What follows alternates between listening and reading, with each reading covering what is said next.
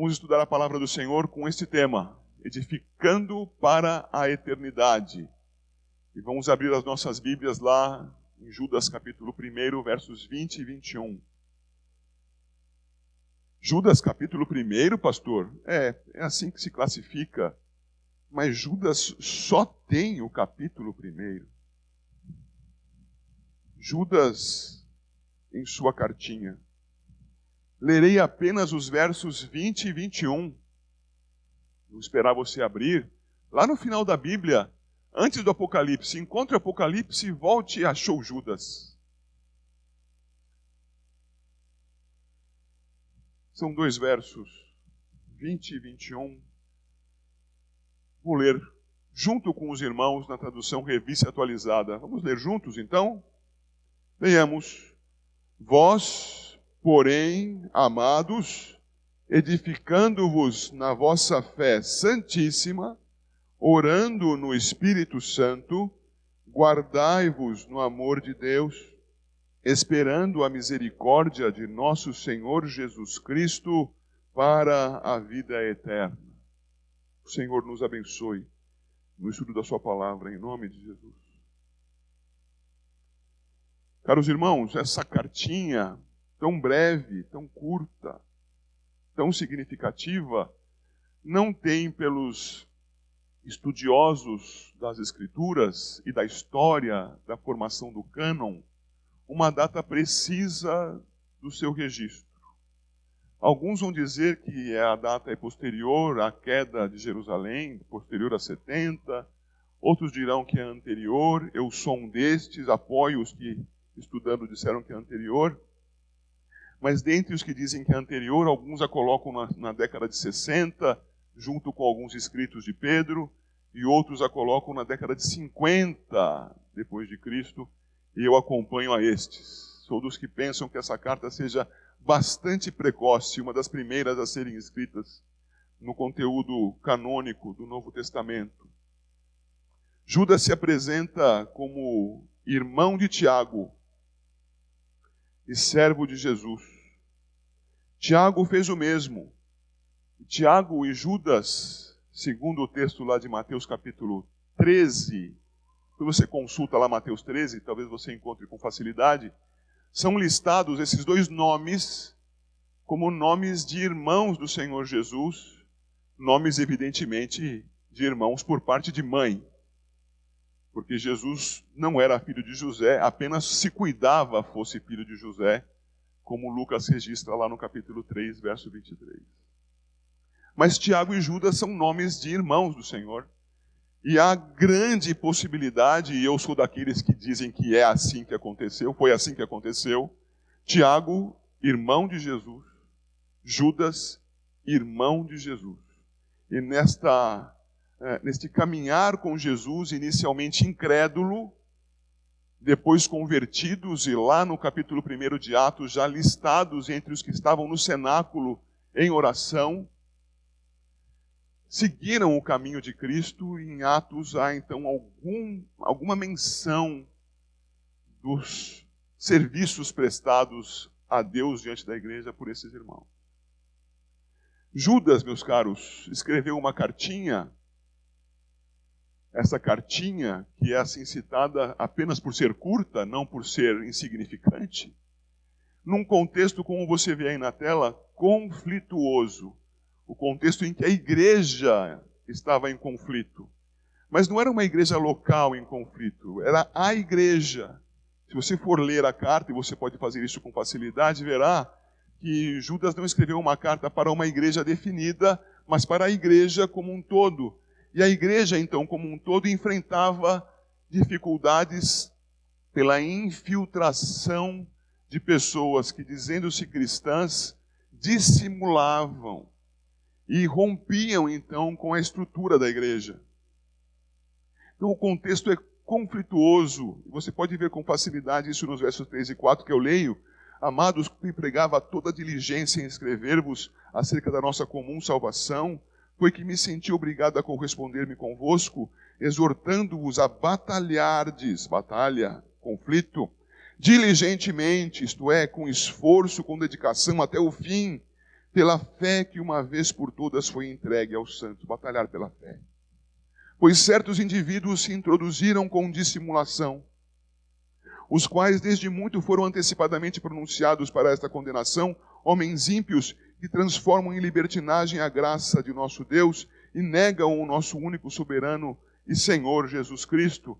Gente, então, que entrava na igreja e fazia algo parecido com o que nós podemos ver nas cartas dos capítulos 2 e 3 do Apocalipse, introduziam novas doutrinas, novos padrões de comportamento, aos quais a igreja tendia a se adaptar, a aceitar, porque nós, pela nossa carne, queremos mais a coisa mansa, coisa tranquila. Não precisamos nos esforçar tanto assim para seguir o caminho de Cristo. Uma doutrina que facilite é bem-vinda.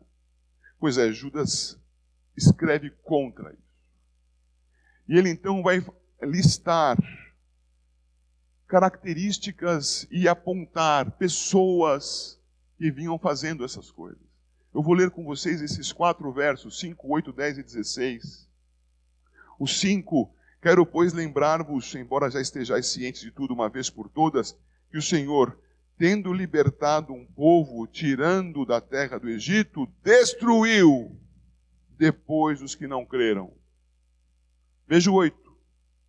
Ora, estes, os que ele destruiu, estes que são citados depois nos versículos 6 e 7, estes da mesma sorte, quais sonhadores alucinados, não só contaminam a carne, como também rejeitam o governo e difamam autoridades superiores.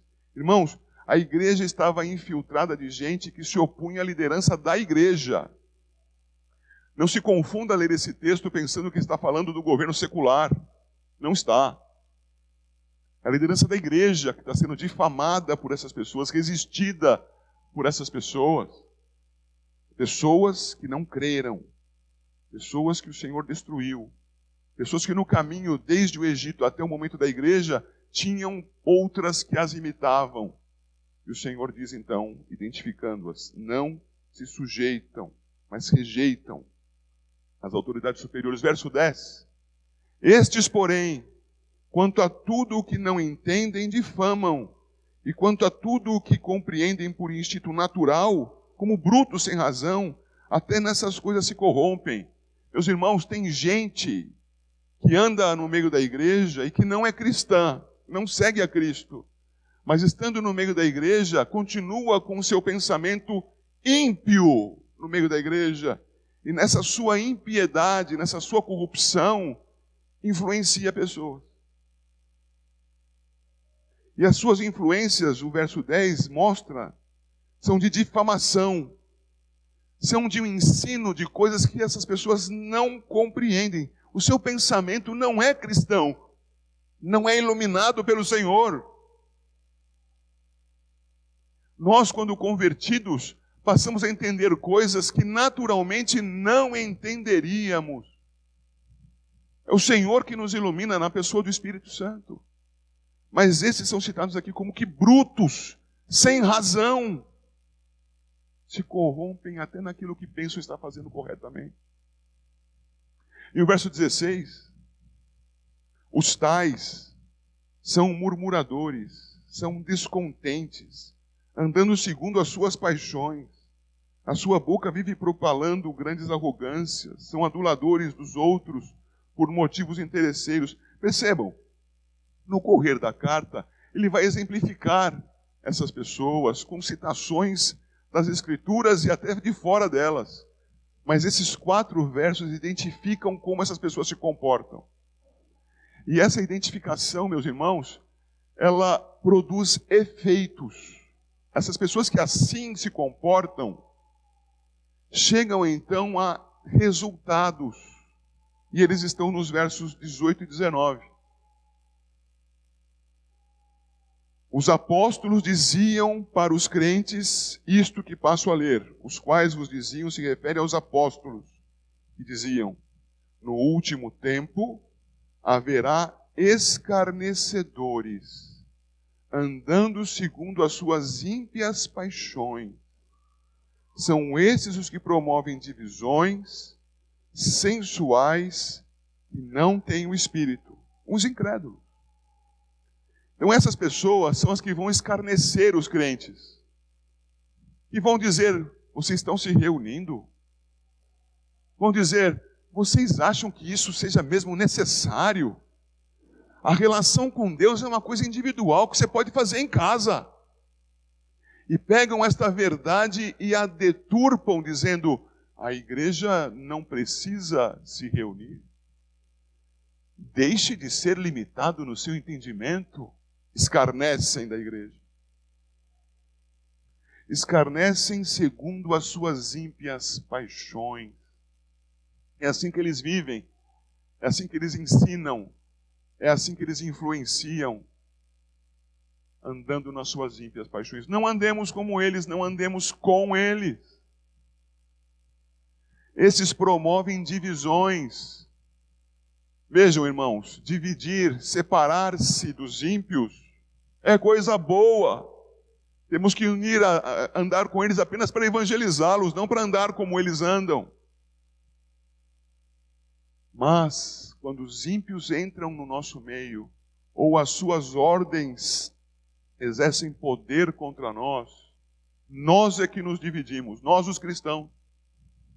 Nós, como família, acabamos andando separadamente uns dos outros. Não permitamos isso. Essas pessoas que fazem divisões andam conforme os seus sentidos, o que elas percebem, como as coisas estão ao nosso redor. Está tudo muito perigoso, o que nós vamos fazer? Nós, porém, cristãos, andamos segundo a fé. Nós olhamos o que há ao nosso redor, tomamos os nossos cuidados, mas andamos crentes em Cristo, além das nossas sensações. Além das nossas sensações, dos nossos sentidos. Eles são sensuais, só respondem àquilo que percebem naturalmente. Termina dizendo 19, eles não têm o Espírito. Não esperemos de um incrédulo que pense, creia e se comporte como um cristão. Mas diante disso, desses comportamentos aos quais Judas identifica e diz, isso está errado, ele diz também, nós não faremos assim.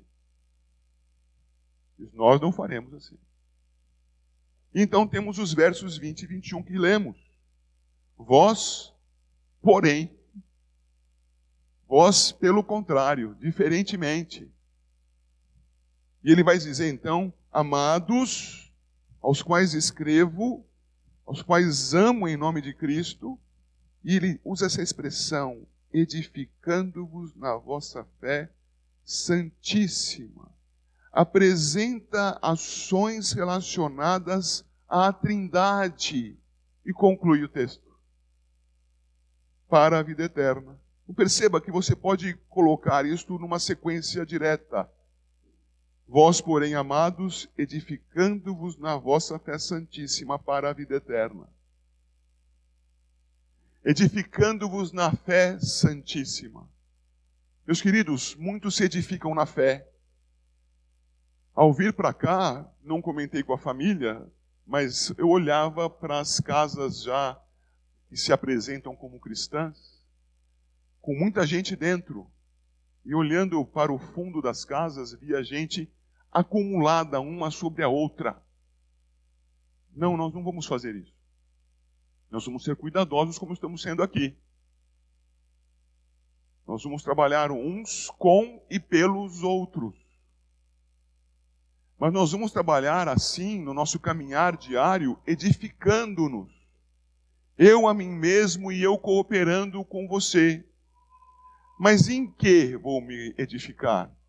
Vou me edificar com a leitura de livros sadios, técnicos, científicos? Bem, sim, mas não na fé santíssima. Na fé santíssima, a edificação se dá por outro caminho.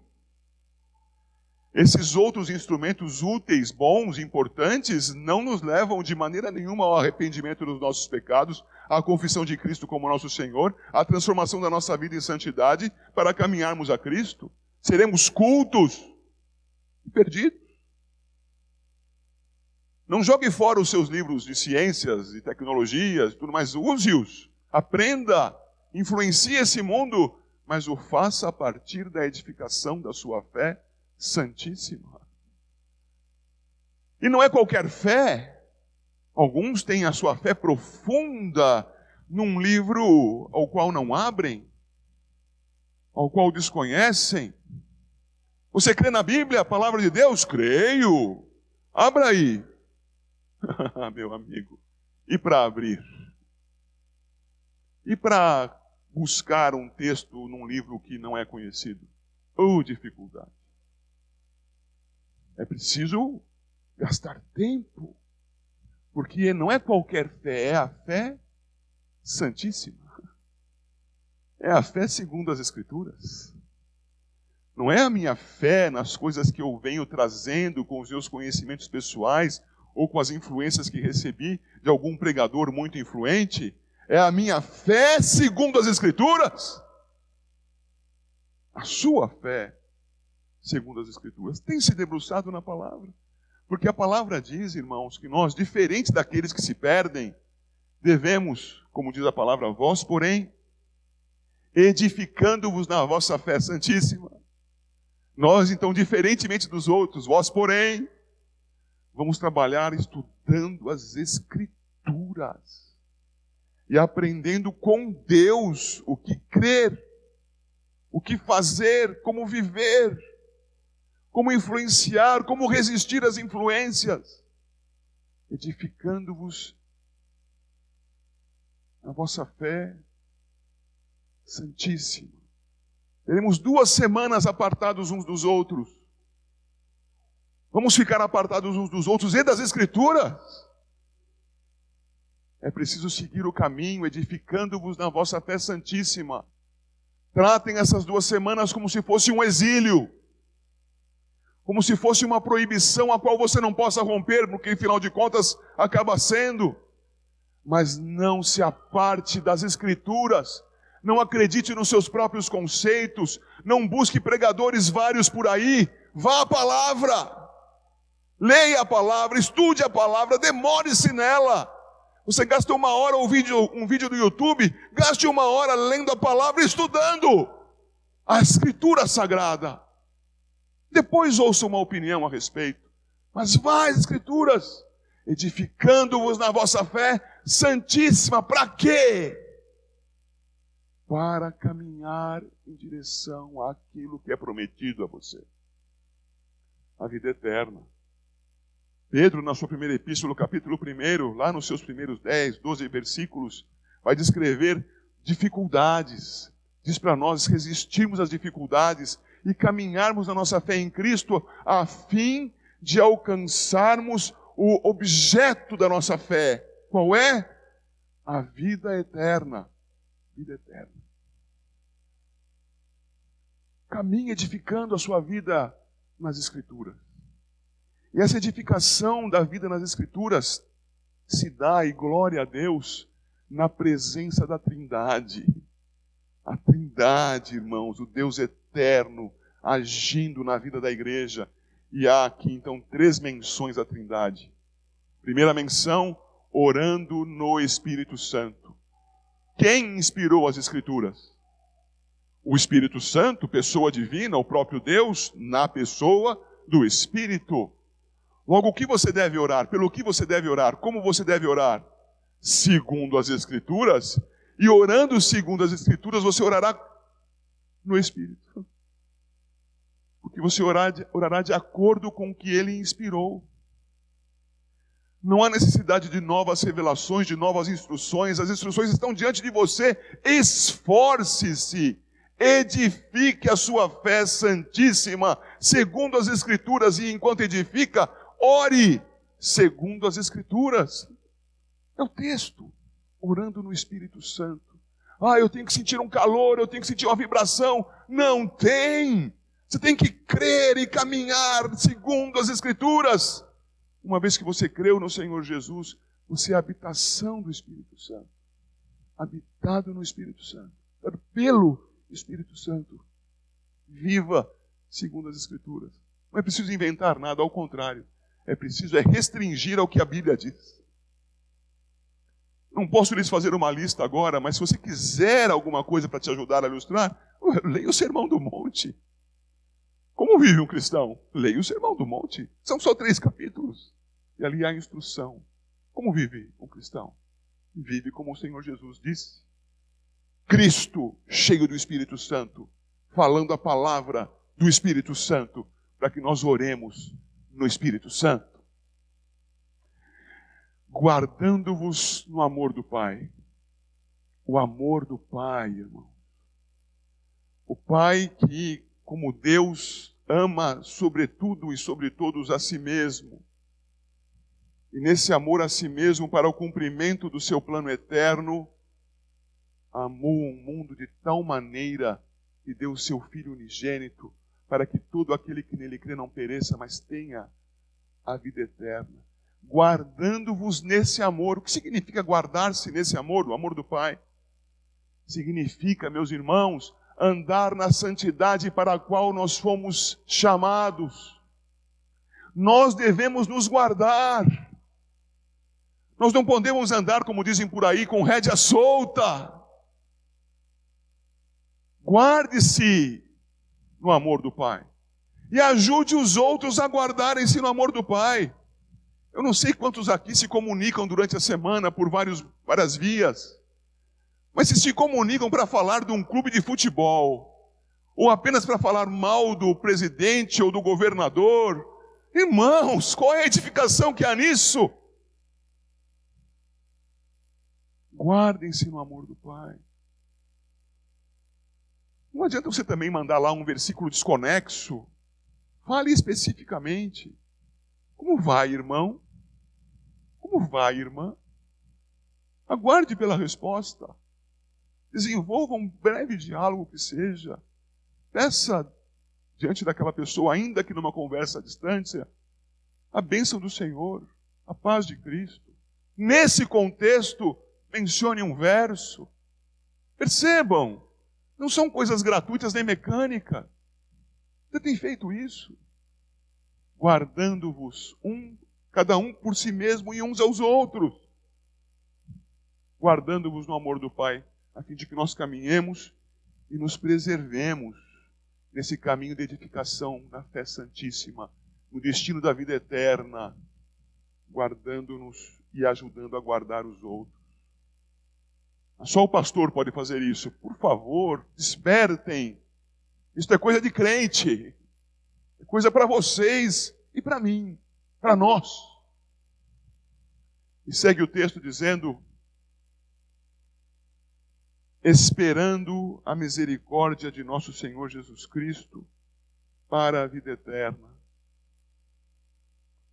O nosso Senhor nos criou, nos fez a sua imagem e semelhança, a pessoa do Filho encarnado. E nós pecamos. Sim, é decreto, mas é contra o preceito. E Ele, ao invés de nos exterminar, pacientemente desenvolveu a história do mundo até chegar ao dia da encarnação histórica. Encarnou historicamente, paciente e santamente, chegou até a cruz. Foi à cruz, morreu na cruz. Foi sepultado, o que significa ir ao Hades. Foi sepultado. Ressuscitou ao 3º dia. Glorioso Senhor reina sobre tudo e sobre todos. E pacientemente aguarda o cumprimento do seu próprio plano para que todos os eleitos para a vida cheguem até a sua condição de vida eterna. O Senhor pacientemente não nos dá ao longo de toda a história aquilo que merecemos. Ele então manifesta a sua misericórdia. Esperemos a misericórdia. Esperando a misericórdia do nosso Senhor Jesus Cristo. Esperando nessa misericórdia, caminhemos em santidade. Guardando-nos no amor do Pai. Orando no Espírito, estudando a sua palavra. Percebem como as coisas todas se encadeiam. E a Trindade participa do nosso caminhar nesses dias difíceis. E isso então nos conduz para onde, irmãos? Para daqui 2 semanas apenas? Para o próximo ano? Para o fim da pandemia? Para o desvestir das máscaras? Não, isso é pouco. Nos conduz para a vida eterna. O cristão vive neste mundo com os olhos nos céus. Testemunhemos de Cristo. Não julguemos ter daqui para frente 2 semanas de férias eclesiásticas. Que nós, então, sejamos mais cuidadosos que o normal, para segundo as Escrituras, orando no Espírito, guardando-nos no amor do Pai, esperando na misericórdia do Filho, caminhemos para a vida eterna. Deus abençoe a igreja assim, em nome de Jesus. Amém.